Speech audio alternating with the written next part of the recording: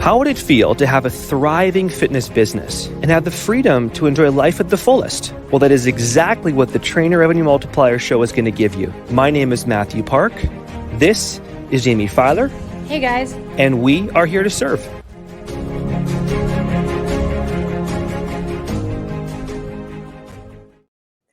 Oh my God, this is so funny. I figure you're the man, but hello everybody. Welcome to the Trainer Revenue Multiplier podcast. As always, I am your host, Jaime Filer, and I think I'm being co-hosted, or I'm just running this show with my friend, Professor Mathew Park over here. How are you?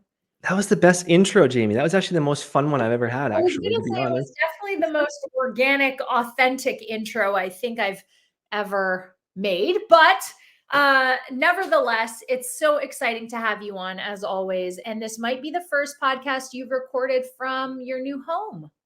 This is actually a very good point, Jaime. Actually, it is officially the first time. Amazing. Yay. How are you liking it? How is your mood now that you're there? We're getting settled, of course, in the new place. We feel like we've got our house organized, our lives somewhat organized as we kind of get things set up in the new country. The office is obviously set up right now with kind of a nicer view, which obviously is not my downstairs area back in my other place that I was at. We're enjoying it. Kids are in the pool a lot. Jen's definitely feeling more relaxed now. We're in obviously more family, so more organized. And the kids are like, let's go to the pool every 2 hours. Yeah. So it's going good. Amazing. Oh, so great to hear. So great to hear.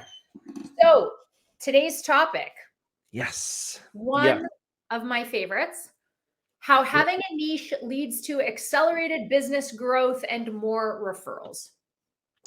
Well, obviously you taught this module this week in TRM Gold, obviously module 4 in TRM on the ideal client avatar. And what a nice kind of way to segue on our podcast on talking about this more on an aspect of how important it actually is in today's marketplace for entrepreneurial trainers. And, I'm actually putting in the actual post for us is that, you probably hear it, Gene, from all of our clients is that when they first come in TRM, they're like, I want to get everybody into my coaching, which is a very common thing everyone says. And it's just learning the process. So of course, we've been at this game now for years now and helping trainers grow their businesses. And we've learned so much over the years, helping other trainers grow and how important a niche or a niche, whoever country you're from, is to growth and referrals. Because obviously if we can master a niche, as you have with your avatar so beautifully well, you were just presenting obviously to a big conference on Tuesday, which literally is your avatar, right? Which you talk about that obviously in a second. And that's just how beautiful you've been able to grow as well progressively every year, every month with Katie now on board with the company and your team around literally a very, I don't want to call it small niche, but a very specialized niche, correct? Yeah. Yep. Absolutely. Absolutely. So I guess that's a great place to dive in is that I didn't always have a niche. I'm going to go the Canadian version, Mathew. Sounds good. Yeah, we can go back and forth. Yeah. So I'm going to call it a niche. I apologize if that disturbs some of you guys. Back in the day, I worked out of a box gym too in Toronto, Canada, and I took what I was given. And what's interesting, even now that I think about it, is typically even big box gyms have a certain type of person, right? Like it might be relative to where they're located. It could be in a low income area of a city. It could be in a totally rural area of a city. It could be in an affluent community of a city. It could be, like Josh Thomas, everyone he trains lives in that building. So even then, there's kind of an inherent niche in working in person. But that aside, I trained everybody and anybody because I still am in the service industry and I just wanted to impact people. It didn't matter who, it didn't matter when, it didn't matter what their goals were. I just wanted to help. The problem was I couldn't help everyone. And it almost got frustrating. And Mathew, I'm going to refer back to the slides of the module I just presented. And you have one that sticks out in my mind. And it's of two guys. One is digging down. Mm-hmm. He is going a mile deep. And there's another guy right beside him digging across, going a mile wide. And you can see the guy digging deep is just working super hard. And he's getting there and he's mining for gold. And the guy going a mile wide he's just tired. Mm-hmm. He's just lost. And that speaks to you trying to help everyone. You're just going to end up tired. You're going to end up lost. You're going to end up burnt out. But as soon as you figure out there is a certain type of person that sets your soul on fire, there's a certain type of person that wakes you up in the morning, that's when you're going to be the person diving a mile deep. I love that, Jaime, so much. And that's a good reminder of a visual process. There's a quote I heard from Dan Sullivan. He says, who are you a hero to? Question mark. Right. Yeah. Which is really powerful in business because, you're a hero to your niche. I'll use the Canadian term for now. Yeah. And, I'm a hero to a certain kind of avatar. You're a hero to a certain kind of avatar. Hence why we have a leadership team with different specialties. Yeah. Right. Really? And it's interesting because as you grow your businesses, or our businesses and our clients' businesses, the niche or niche does start to get more clear as you build your business. And usually when if you're a new beginner coach, don't sweat this off the start. Like you'll be training everybody for a little bit. That's totally fine. Yes. But as you get past this phase, you'll learn what are the common pain points, struggles, and desires of the client you are training. Are the ones that you mentioned, Jaime, bring you joy, right? It's a great context, actually. Yeah. The ones that bring you joy, those are the ones that set your soul on fire. And that does refine, because when you first even were coaching, Jaime, I'm sure you probably were training a lot of clients online because you were tons as a magazine editor and for years. And then as you refine, I remember literally that post you made, like it was yesterday. It was like two and a half years ago, I think it was. Yeah, I know the one you're talking about. Yes. You're like, guys, I know who I want to serve. And I remember it was like a switch turn for you. Yep. And I saw this motor, you always were growing awesome to that point, but all of a sudden this motor turned and I saw you just explode after that. Yeah. Because you really saw, you were like, I know who I want to go towards, Mm-hmm. So I guess I'll talk about my evolution, because Mathew, you've been out of the personal training game for a minute, but we can also talk about how you picked yours. I picked the niche that I felt most aligned with. And by that, I mean the one I had empathy for, because I am where my niche wants to be. Mm-hmm. I was where my niche is. I am a female in the LGBTQ plus community who struggled with anxiety, but healed it through self-development and physical development. Mm-hmm. So now that's exactly what I do. But the evolution came, and I think this is also important to discuss, right? Because you could just decide you want to train women. Awesome. Great. And then you hold on to that for a little bit. So like we said, I was training everybody because of what I did prior to becoming an online coach. Then I said, you know what? I'm going to train women because there's just more of them coming to me. I understand their bodies. I don't understand a man's body. Then it became women in the LGBTQ plus community as Instagram started becoming more and more popular.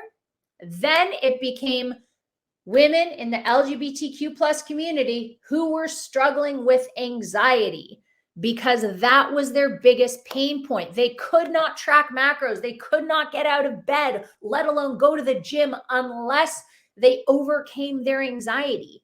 So I figured the only way to get from point A to Z was by meeting them in the middle and saying, hey, if we just fix this anxiety problem, we can leapfrog over it and hit the actual lose weight, gain strength, increase confidence problem. And what's really unique about that, Jaime, is, and I've seen your business grow to where it is now. It keeps growing and flourishing every month and year. It's crazy.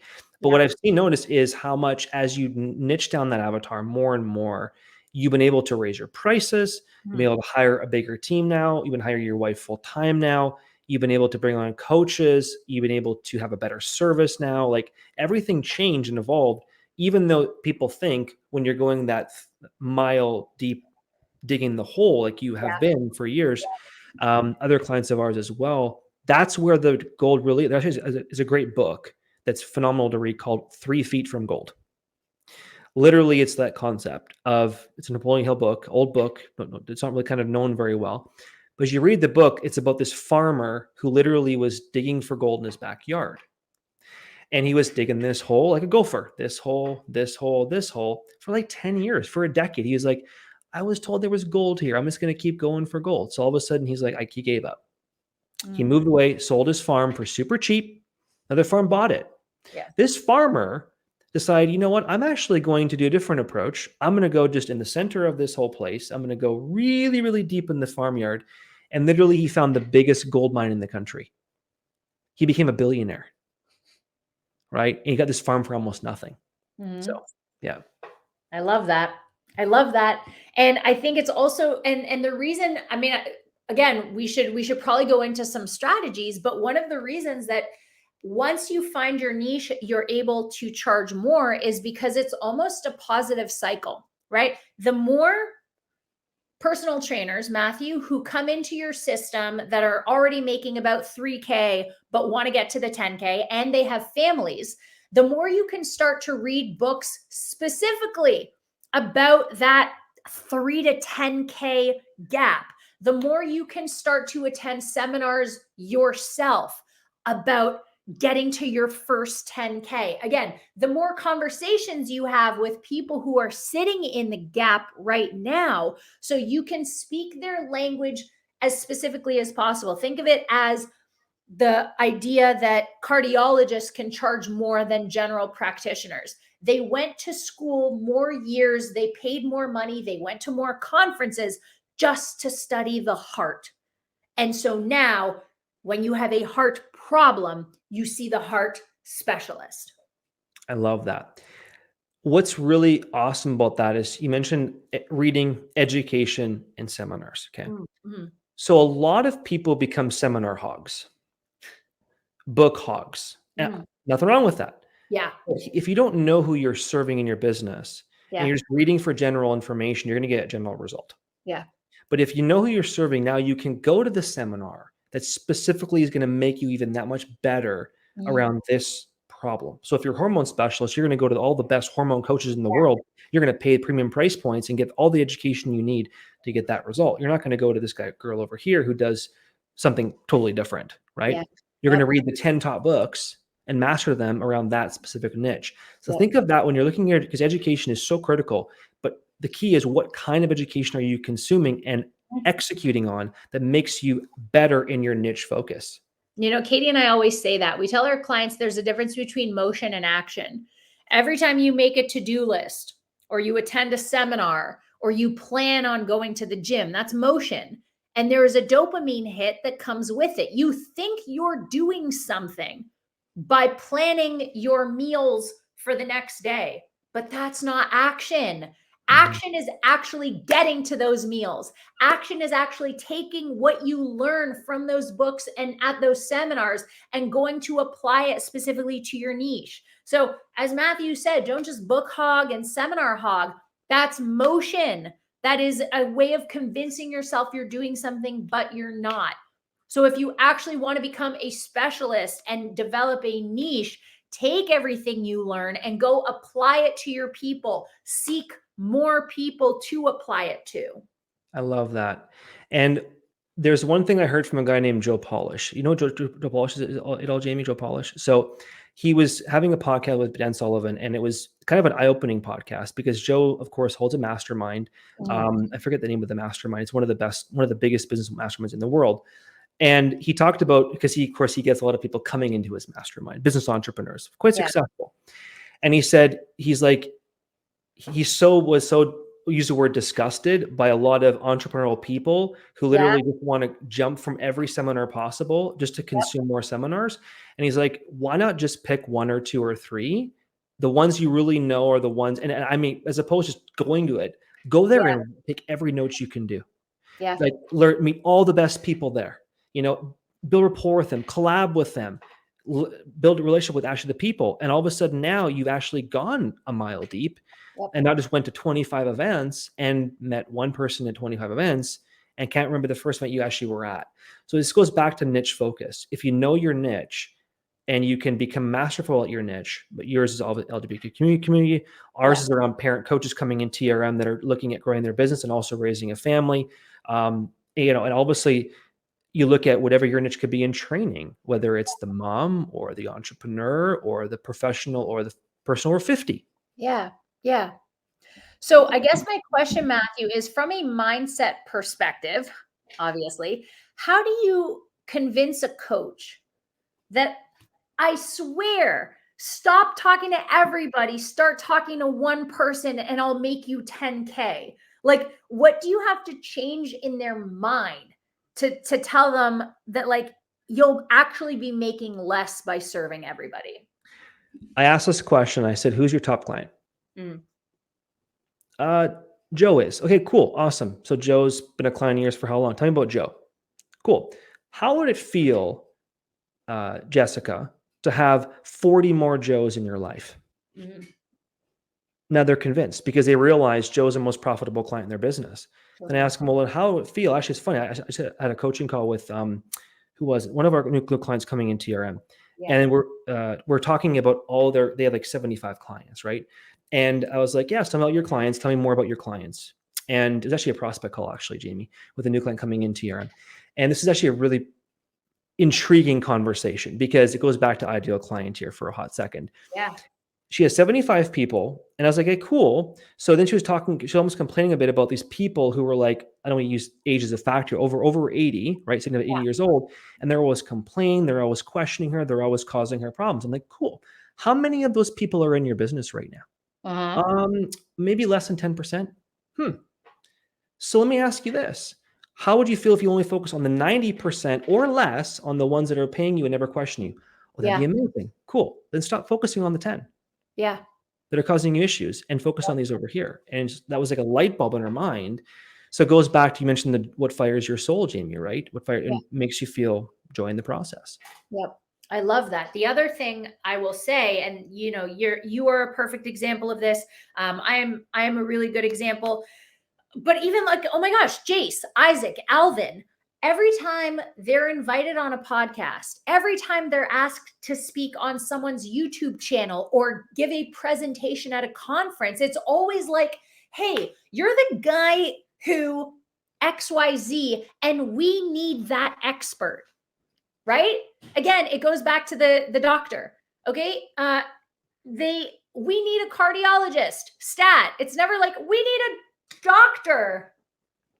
No, right? Like, there's a purpose. When you deliver a seminar, Mathew, when I am asked to speak at a conference, it's never just going to be about some broad, random fitness. No, it's going to be either about anxiety, fitness, the LGBTQ community, eating disorders. That's it.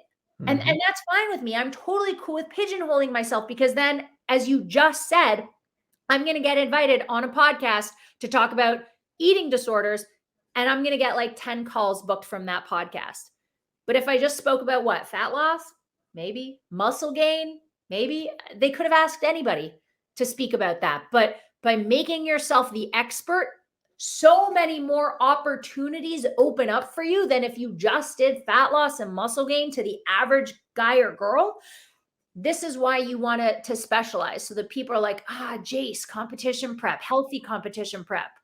He's going to get me to nationals. That's what he does. Okay. So next time we want an expert who we know gets his competitors to nationals, we're going to call Jace Lopez.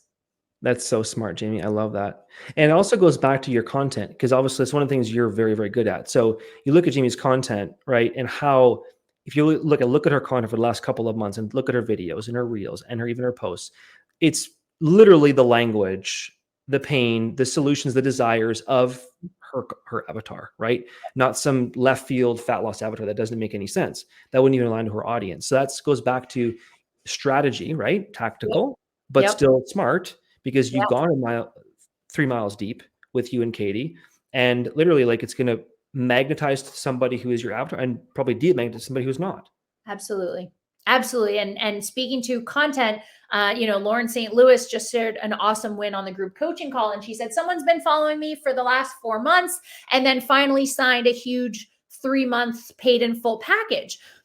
If Lauren's content wasn't consistent about nourishing, empowering, and strengthening high performance women, that woman would not have signed on 4 months later. If Lauren was talking about fat loss, sometimes New York City, sometimes her dog, her boyfriend, and it was scattered and all over the place because she was trying to appeal to everyone, that woman would not have signed on. I can guarantee you that. So the more specific you're hitting the 3 pain points to your avatar, the more consistently you're using the same language, the more consistently you're going to sign people up. Exactly. That is great. And then even more referrals you're going to get now, because now it's a referability tactic, really, end of the day. Totally. You don't even know you're even doing it. Yep. Yep. Right? Because Yes. now your people feel part of the community. Sorry, Jaime. Yeah. No, you're right. Right. Like how many trainers with kids do other trainers with kids know? Probably a lot.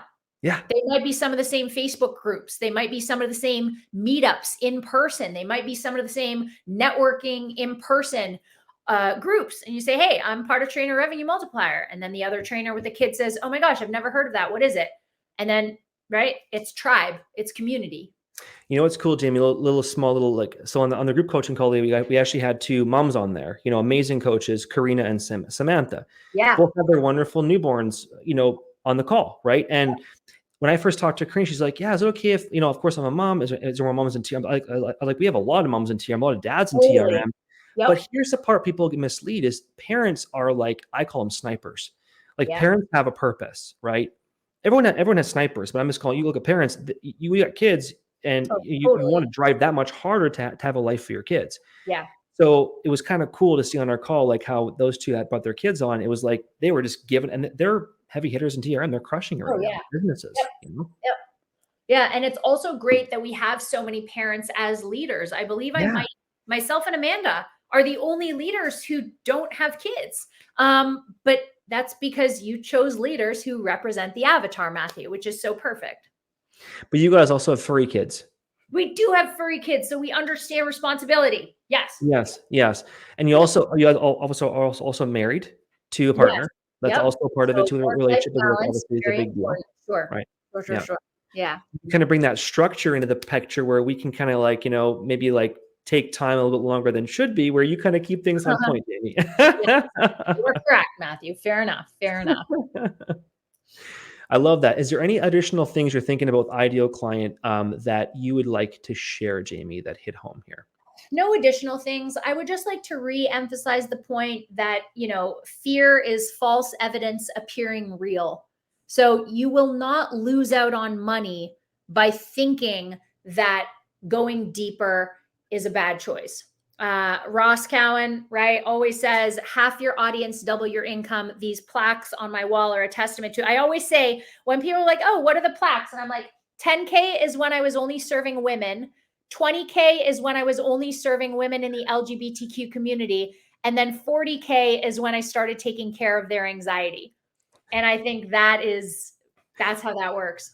You're only missing the 50, which actually will be on the way here pretty soon, Jaime, just so you know, Jaime. Still have to make room, tell you to make room in the wall for you for the 40. We'll start the other side. We'll start here.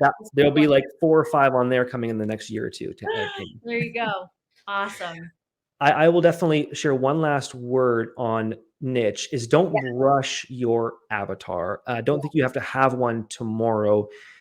Jaime literally gave the perfect example of women, and it kept going up the chain as she earned her income, but she worked at it. She plugged at it. She kept digging the hole, right? A good hole, obviously.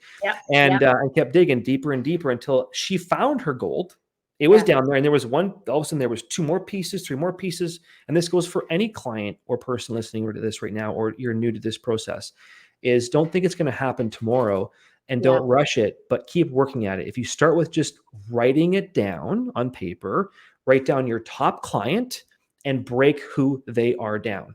1 page, what their struggle is, what they want, and who they are. And that's where you're going to start. That's all you need. Yeah. Awesome. Amazing. Mathew, thank you so much for co-hosting with me. It was a pleasure as always. If you're listening, thank you so much for joining us in podcast land. We appreciate you. If you like what you heard, make sure you share, rate, subscribe, put us all over social media. Mathew, where can people find you? At Mathew, mindset_Mathew with 1 T. I keep forgetting actually my full name right now because the kids right now are like yelling. I hear the avatar in the background. I am at Jaime91. We are at Trainer Revenue Multiplier, and we look forward to seeing you on next week's episode. Later, guys. Thanks, Jaime. That was actually kind of funny, actually, Jenny. That timing could